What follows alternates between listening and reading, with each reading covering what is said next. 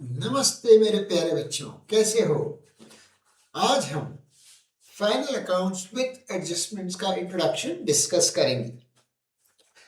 आप जानते हो फाइनल अकाउंट्स में हमने पिछले क्लास में 3 अकाउंट्स बनाना सीखे। Trading account, profit and loss account, balance sheet और एक कॉम्प्रिहेंसिव क्वेश्चन भी सॉल्व किया।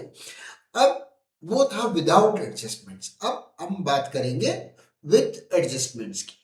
तो सवाल ये उठता है कि फर्क क्या है विदाउट एडजस्टमेंट्स और विद एडजस्टमेंट्स।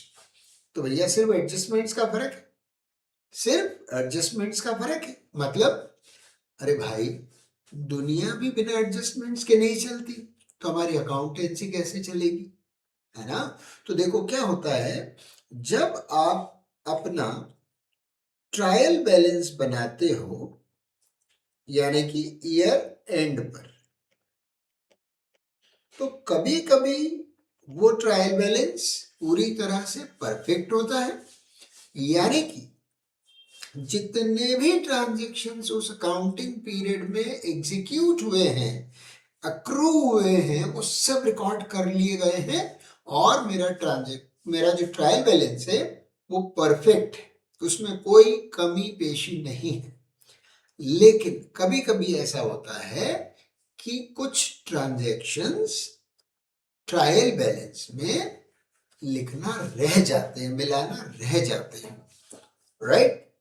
या कुछ ट्रांजेक्शन्स ऐसे होते हैं जो हम जानबूझकर 31 मार्च को ट्रायल बैलेंस के बाद के लिए छोड़ देते हैं।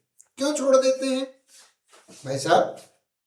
कुछ ट्रांजेक्शन्स होते ही ऐसे हैं जो ईयर एंड पर एग्जीक्यूट होंगे, यानी जब आप बिजनेस के सारे ट्रांजेक्शन्स क्लोज करोगे, यानी उस अकाउंटिंग ईयर का क्लोजिंग करोगे, कह दोगे कि बस भाई हुआ, अब हम इस साल और ट्रांजेक्शन नहीं करेंगे, उसके बाद हम उन ट्रांजेक्शन्स को रिकॉग्नाइज करते हैं, पहचानते हैं। जैसे कि हमारा क्लोजिंग स्टॉक का वैल्यूएशन अगर प्रैक्टिकली और सही किया जाए तो बिजनेस का लास्ट ट्रांजेक्शन जो बाइंग सेलिंग का होता है वो होने के बाद ही स्टॉक को फिजिकली वेरीफाई किया जाता है।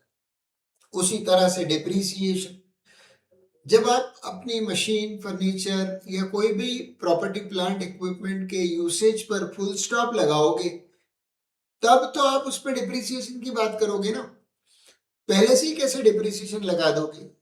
इसी तरह से outstanding prepaid, accrued unearned incomes, इन सब के बारे में डिसीजन पहले से लेना पॉसिबल नहीं होता। तो हम क्या करते हैं, कुछ एक चुनिंदा 15-20 ट्रांजेक्शन्स ऐसे होते हैं जिनका डिसीजन हमको बुक्स क्लोज करने के बाद लेना पड़ता है, बिजनेस क्लोज करने के बाद लेना पड़ता है, उस साल का अकाउंटिंग का जो लास्ट ट्रांजेक्शन होगा उसके बाद लेना पड़ता है। और ट्रायल बैलेंस हम उसके पहले बना लेते हैं। तो प्रॉब्लम क्या आता है कि मेरे ट्रायल बैलेंस में कुछ ट्रांजेक्शन्स ऐसे हैं जो हैं तो इस साल के, मगर बेचारों को ट्रायल बैलेंस के अंदर जगह नहीं मिली। तो आप क्या करें? क्या उनको छोड़ के फाइनल अकाउंट्स बना लें? नहीं साहब, ऐसी गलती कभी मत करना। क्या होगा अगर उनको छोड़ के फाइनल अकाउंट्स बना लोगे? तो आपका जो ग्रॉस प्रॉफिट है, नेट प्रॉफिट है, वो सब गलत आएगा, इनअप्रोप्रिएट आएगा, इनकरेक्ट आएगा, और आपकी जो बैलेंस शीट है वो कोई करेक्ट फाइनेंशियल पोजीशन थोड़ी शो करेगी। तो आपको क्या करना चाहिए, फाइनल अकाउंट्स बनाते समय अगर ऐसे कोई ट्रांजैक्शंस हैं जिनको आप लिखना भूल गए हैं, या जो आपसे लिखना रह गए हैं, या आपने जानबूझ के छोड़ दिए हैं, उन सारे ट्रांजैक्शंस की एक लिस्ट बनाना चाहिए। फिर आपके हाथ में होगी दो चीजें, एक तो होगा आपका ट्रायल बैलेंस और दूसरा होगा लिस्ट ऑफ अनरिकॉर्डेड ट्रांजैक्शंस। बस सही पहचाना आपने, समझ गए आप। अनरिकॉर्डेड ट्रांजैक्शंस की जो लिस्ट है उसी को बोलते हैं एडजस्टमेंट्स, उसी को बोलते हैं एडजस्टमेंट्स, राइट? तो एक तो है हमारा ट्रायल बैलेंस, दूसरा है हमारा लिस्ट ऑफ एडजस्टमेंट्स। बड़ी सिंपल सी बात है, एक इंसान रोज ऑफिस जाता, लंच बॉक्स लेकर के जाता था, उसकी वाइफ बढ़िया बढ़िया खाना उसको बना के टिफिन में दे दिया करती थी। एक दिन ऐसा हुआ कि कुछ परेशानी के कारण टिफिन अधूरा बना। वाइफ ने चपाती तो बना दी, दाल सब्जी बनना रह गई और उसका ऑफिस निकलने का टाइम हुआ। उसने क्या किया, चपाती को अपने टिफिन में पैक कर लिया और ऑफिस के पास किसी रेस्टोरेंट से लंच टाइम पर दाल सब्जी ऑर्डर कर दी। अब उसके पास 2 पैकेट्स आ गए, एक वो जो घर से लाया था चपाती वाला और एक वो जो रेस्टोरेंट से ऑर्डर आया, जोमेटो से ऑर्डर आया, स्विगी से आया। उसने दोनों को मिला के खाना खा लिया, उसका लंच परफेक्ट हो गया। सेम चीज यहाँ पर है, मेरे पास है ट्रायल बैलेंस, कुछ ट्रांजेक्शन लिखना रह गए, उनकी लिस्ट मेरे पास है। तो अब मैं क्या करूं, जब फाइनल अकाउंट्स बनाऊं तो दोनों को मिला के बना लूं। यानी इसके अंदर से कोई चीज और इसके अंदर से कोई चीज अगर मैच करती हो तो उनको मैच करके, मैचिंग प्रिंसिपल फॉलो करके अपने फाइनल अकाउंट्स बना लूं। तो आपको जो ट्रायल बैलेंस, जो एडजस्टमेंट्स हैं, वो हमेशा ट्रायल बैलेंस के बाहर दिए जाएंगे। जनरली ट्रायल बैलेंस के नीचे दिए जाते हैं, मगर ये ऊपर भी हो सकते हैं, साइड में भी हो सकते हैं, लेफ्ट में भी हो सकते हैं। तो भाई साहब, ट्रायल बैलेंस के बाहर जो एडजस्टमेंट्स होते हैं वो बाय डिफॉल्ट क्या कहलाते हैं, errors of complete omission. Errors of complete omission, knowingly या अननोइंगली, है ना, हमने जो ट्रांजेक्शन छोड़ दिए, लिखे नहीं, वो एरर है, गलती है हमारी। तो भाई साहब हम क्या करेंगे, error and their rectification chapter पढ़ा है आपको, उसका रूल लगाएंगे। क्या रूल लगाएंगे, complete omission errors are rectified by passing normal journal entry. मतलब अगर कोई ट्रांजेक्शन ऐसा हो जो कंप्लीट ओमिशन एरर वाला है, जो पूरा पूरा लिखना रह गया, तो उसके 2 इफेक्ट आपको डालना पड़ेंगे और उसको सुधारने के लिए आपको एक नॉर्मल रेगुलर जर्नल एंट्री पास करना पड़ेगी।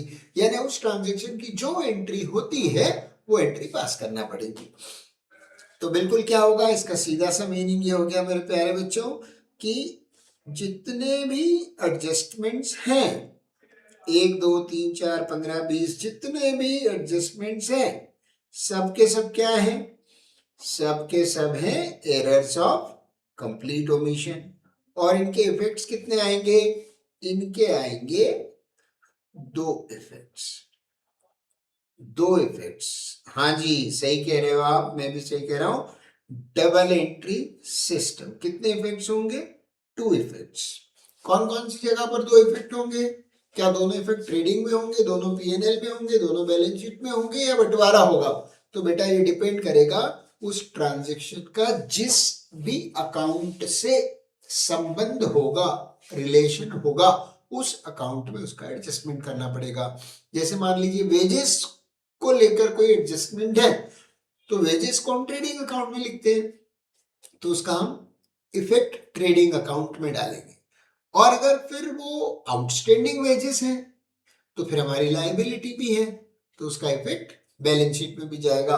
तो उसके इफेक्ट आएंगे 2, एक या तो ट्रेडिंग अकाउंट में या प्रॉफिट एंड लॉस अकाउंट में, और दूसरा बैलेंस शीट में। तो क्या सर आप ये कहना चाहते हो कि हमेशा एक एडजस्टमेंट बैलेंस शीट में आएगा? नहीं नहीं, ऐसा कुछ कंक्लूजन मत करो। कभी कभी दोनों इफेक्ट्स बैलेंस शीट में आ सकते हैं, कभी कभी दोनों इफेक्ट ट्रेडिंग अकाउंट में आ सकते हैं, कभी कभी दोनों इफेक्ट प्रॉफिट एंड लॉस में आ सकते हैं। हमें इसको गहराई से समझना पड़ेगा, लेकिन उसके पहले हम क्या करते हैं कि इन एडजस्टमेंट्स की एक लिस्ट बनाते हैं। आओ मेरे साथ, अगर पेन पेंसिल लेके बैठे हो तो मेरे साथ नोट डाउन कर लो, लिस्ट ऑफ एडजस्टमेंट्स। कौन कौन से एडजस्टमेंट्स हैं जो पॉपुलर हैं, जो कॉमन हैं, जो बार बार आते हैं, अमूमन सवालों में आते हैं। तो एक तो है भाई साहब एडजस्टमेंट्स का हीरो, अमिताभ बच्चन, शाहरुख खान, जो भी आप कहना चाहें, Akshay Khanna, Akshay Kumar, closing stock. Right. दूसरा है डेप्रीसिएशन। हाँ जी, डेप्रीसिएशन, ये ऐसे एडजस्टमेंट्स हैं, डेप्रीसिएशन ऑन फिक्स्ड एसेट्स। इसमें अपन अमोर्टाइजेशन को भी काउंट कर लेंगे बेटा, है ना, ज्यादा लोड नहीं लेना। एक नॉर्मल सी लिस्ट बना रहे, पहले समझ रहे हैं लॉजिक के साथ। तीसरा एडजस्टमेंट होता है आउटस्टैंडिंग एक्सपेंसेस का। जी हाँ, आउटस्टैंडिंग एक्सपेंस मतलब सर्विस ले ली, पैसे नहीं दिए। एक होता है प्रीपेड एक्सपेंसेस का। Very good. प्रीपेड एक्सपेंसेस का मतलब होता है सर्विस नहीं ली, पैसे पहले से दे दिए। तो देखो नाम से ही क्लियर है, आउटस्टैंडिंग यानी कि लायबिलिटी, प्रीपेड यानी कि एसेट। तो आपको क्लियर समझ में आएगा कि इसका रिलेशन बैलेंस शीट से तो बैठ ही रहा है, उसके अलावा ट्रेडिंग या पीएनएल किसी और से भी हो सकता है। चलो नंबर 5, अक्रूड इनकम्स। ये आपको बिजनेस में बहुत ज्यादा देखने को मिलेगी। सर्विस दे दी, पैसे नहीं मिले, आमतौर पे दुनिया पैसे का पेमेंट करने में डिले करती। सर्विस लेने में बहुत मजा आता है, लेकिन जब पैसे देने की बात आती है तो टालमटोल करता है इंसान। अनअर्न्ड इनकम, जिसको आप अनअक्रूड भी बोल सकते हो, अनअक्रूड इनकम्स कम देखने को मिलती है। अक्रूड का मतलब है सर्विस दे दी मैंने, दे दी यानी मैं बिजनेस को रिप्रेजेंट कर रहा हूं। मैं यहाँ जितनी भी बातें कर रहा हूं, मैं मेरी फर्म को, मेरी एंटरप्राइज को रिप्रेजेंट कर रहा हूं। राइट, पूरी की पूरी अकाउंटिंग ही इनफैक्ट बिजनेस को रिप्रेजेंट करती है। तो मेरे बिजनेस ने मेरे क्लाइंट्स को सर्विसेज दे दी, मगर उन्होंने अभी पेमेंट नहीं किया है, वो बाद में करेंगे, हो सकता है अगले अकाउंटिंग पीरियड में करें। अक्रूड इनकम का मतलब होता है मेरे लिए एसेट है, कमा लिया मगर पैसे नहीं मिले, बाद में मिलेंगे।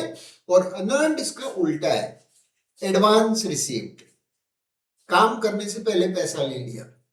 दूध का जला हुआ इंसान छाछ को भी फूंक फूंक कर पीता है। अगर मान लीजिए 50 बार आपके साथ ऐसा हो चुका है कि आपने सर्विसेज दे दी और बाद में पैसे आए ही नहीं, बैड डेट्स हो गया, नुकसान हो गया, तो मेरे भाइयों बहनों, फिर वो इंसान क्या करता है, बहुत सिंपल सा फॉर्मूला लगा लेता है, आज नगद कल उधार, नो उधारी। तो अगर मैंने आपको सर्विस देनी है तो आप पहले पैसे दे दीजिए, बाद में मैं आपको सर्विस दे दूंगा। तो अगर ऐसा काम मैंने करके रखा है तो ये है लाइबिलिटी। इसी तरह से एक एडजस्टमेंट होता है जिसका नाम है interest on capital. Yes, proprietor जो पैसा बिजनेस में लगाता है उसको हम इंटरेस्ट पे करते हैं उसके ऊपर। इंटरेस्ट ऑन ड्रॉइंग्स, अगर उसने पर्सनल यूज के लिए कुछ पैसा निकाला है तो उससे हम इंटरेस्ट चार्ज करेंगे। क्लास 12 की पार्टनरशिप में आप इनका फंडा, कॉन्सेप्ट, रीजन, कॉजेज, एंट्री सब बहुत गहराई से पढ़ोगे। पहले ही चैप्टर में आने वाला है 12th क्लास की अकाउंटिंग फॉर पार्टनरशिप में। सो इंटरेस्ट ऑन कैपिटल हम उसे पे करेंगे, यानी ओनर को पे करेंगे। मैं बिजनेस हूं, मेरे प्रोप्राइटर को, आपको पता है business entity principle, owner in business are treated as two different persons according to accounting to be done. और इंटरेस्ट ऑन ड्रॉइंग हम उसे लेंगे। Similarly bad debts, yes, bad debts, इसको जान के आमतौर पे फर्दर बेड डेट्स के नाम से जाना जाता है। फर्दर का मतलब है ट्रायल बैलेंस बनाने के बाद के बेड डेट्स। और एक आता है provision for doubtful debtors. Provision for bad debts भी बोलते हैं इसको, प्रोविजन फॉर डाउटफुल डेटर्स, यानी वो डेटर्स जो पैसा दे भी सकते हैं, नहीं भी दे सकते, है ना। उनसे अगर पैसा डूब गया तो क्या करेंगे। तो अगर सिचुएशन डाउटफुल है तो प्रूडेंस प्रिंसिपल लगा करके हम फ्यूचर में होने वाले लॉस को एडवांस में बुक कर लेते हैं और हमारे करंट ईयर के प्रॉफिट को रिड्यूस करके फाइनेंशियल बैकअप तैयार करते हैं, प्रूडेंस प्रिंसिपल। इसी तरह से एक होता है provision for discount on debtors. जी हाँ, हमारे अच्छे डेटर्स, गुड डेटर्स जितने भी हैं, हमारे गुड डेटर्स डिजर्व करते हैं हम उन्हें कुछ इंसेंटिव दें। जैसे स्कूल में होता है ना, होमवर्क दिया टीचर ने और कहा कल करके लाना है, तो जो बच्चे नहीं करके लाए उन्हें तो पनिशमेंट मिलेगी, लेकिन जो करके लाया उसको रिकॉग्निशन मिलेगी, उसे कहा जाएगा, अप्रिशिएट किया जाएगा, you have done a good job. तो अब स्कूल और कॉलेज में तो कोई पैसों का लेन देन चलता नहीं, लेकिन बिजनेस में हमारे अच्छे डेटर जो टाइमली होमवर्क करके लाते हैं, यानी जो टाइमली पैसा देते हैं, जो पंक्चुअल है, जो ईमानदार हैं, हम उन्हें कुछ इंसेंटिव देते हैं, मॉनेटरी इंसेंटिव, अपनी तरफ से उनको 2%, 5% बिल में छूट देते हैं कि भैया दादा जब भी अकाउंट सेटल करने आओगे तुम 5% कम दे देना, क्योंकि तुम्हारे को हमने शॉर्टलिस्ट किया है अच्छे डेटर्स के रूप में। 12, adjustment number 12, loss by fire with and without insurance.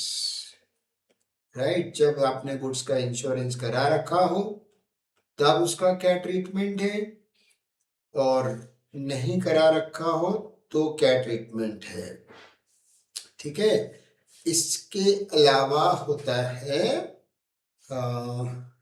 Loss of goods by theft, same चीज।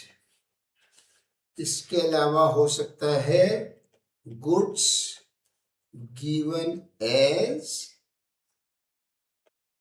Charity not recorded in books. हमने चैरिटी में गुड्स दिए मगर लिखना भूल गए। गुड्स withdrawn by proprietor,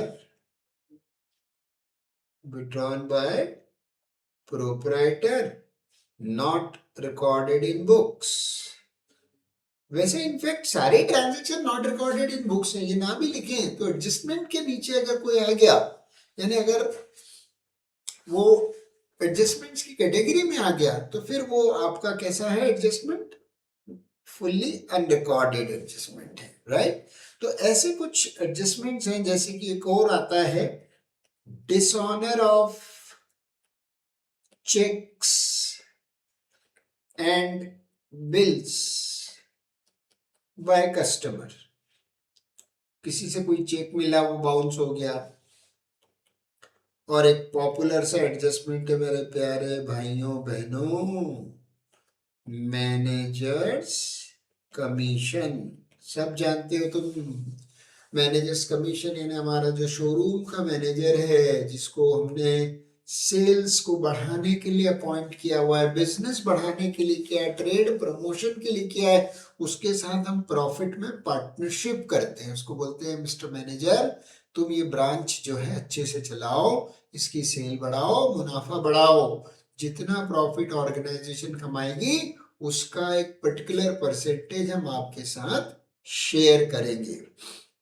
और एक होता है गुड्स सोल्ड या sent on approval basis, sale और return basis. Yes, approval basis का मतलब है रिटर्न बेसिस, कि भाई ये गुड्स ले जा, तेरे को ना पसंद आए तो तू एक पर्टिकुलर टाइम पीरियड के अंदर ये हमें रिटर्न कर देना।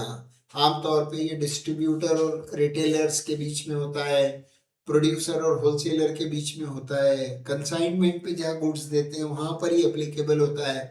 लेकिन बड़ा कॉमन सा एडजस्टमेंट है, समझने में कोई दिक्कत आपको नहीं आएगी। तो बाय एंड लार्ज ये है लिस्ट उन एडजस्टमेंट्स की, और इन सब की हमको क्या डिस्कस करना पड़ेगी, एक एक की जर्नल एंट्री और एक एक का फाइनल अकाउंट्स में क्या इफेक्ट आएगा, कौन सा ट्रेडिंग में होगा, कौन सा प्रॉफिट एंड लॉस में होगा, कौन सा बैलेंस शीट में होगा। राइट, तो कम से कम 2 इफेक्ट आएंगे, because every debit has corresponding credit अपना कॉमर्स का एक पंच लाइन है, right? Every debit has corresponding credit, right? तो अगर आपने डेबिट किया है तो क्रेडिट भी करना पड़ेगा, यानी इफेक्ट दो डालना पड़ेंगे। तो कुछ कुछ जैसे एक छोटा सा एग्जांपल हम ले, डिप्रिसिएशन और मशीनरी। तो भाई डिप्रिसिएशन तो अपने आप में मेरा नुकसान है, ये नॉन कैश ऑपरेटिंग एक्सपेंस है।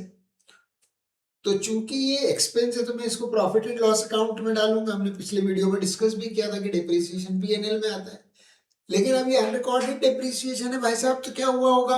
अभी तक इसको एसेट की वैल्यू में से हमने कम तो करा ही नहीं, तो जब हम बैलेंस शीट बनाएंगे तो वहां पर भी इसको कम करके दिखाएंगे, राइट? तो इसके दो इफेक्ट कहाँ आ गए? प्रॉफिट एंड लॉस अकाउंट में डाल दिया डेबिट साइड पर, बैलेंस शीट में डाल दिया एसेट साइड पर।